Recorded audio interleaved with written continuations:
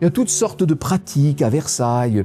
Par exemple, on ne frappe pas aux portes à Versailles, on gratte. Alors pour gratter, on garde un ongle, l'ongle du petit doigt qui reste assez long et qui permet de gratter aux portes. C'est comme ça que l'on doit procéder. Lorsqu'on va rendre visite pour féliciter d'une naissance ou d'un baptême ou d'un mariage ou pour présenter ses condoléances lors d'obsèques, on ne va pas physiquement dans l'appartement de la personne. On se contente d'arriver dans l'antichambre et de déposer sa carte. Cela suffit. De même que pour les obsèques de personnes subalternes, on se contente d'envoyer son carrosse devant l'église sans s'y rendre en personne. Il y a d'ailleurs une anecdote. En 1709, Monsieur le Prince, c'est-à-dire le prince de Condé, vient à mourir, il est cousin du roi, et son fils, Monsieur le Duc, demande que pour les condoléances, les courtisans se présentent en grande mante pour les dames et en grand manteau de deuil pour les hommes. Il n'a pas le droit de demander ça.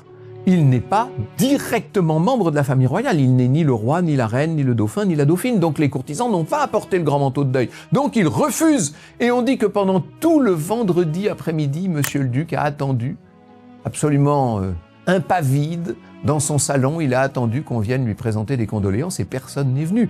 Et quand Louis XIV a appris cela, il a pris un peu pitié pour Monsieur le Duc. Alors il a déclaré à son coucher que, à titre tout à fait exceptionnel, Monsieur le Duc aurait le droit de recevoir les condoléances en grand manteau de deuil.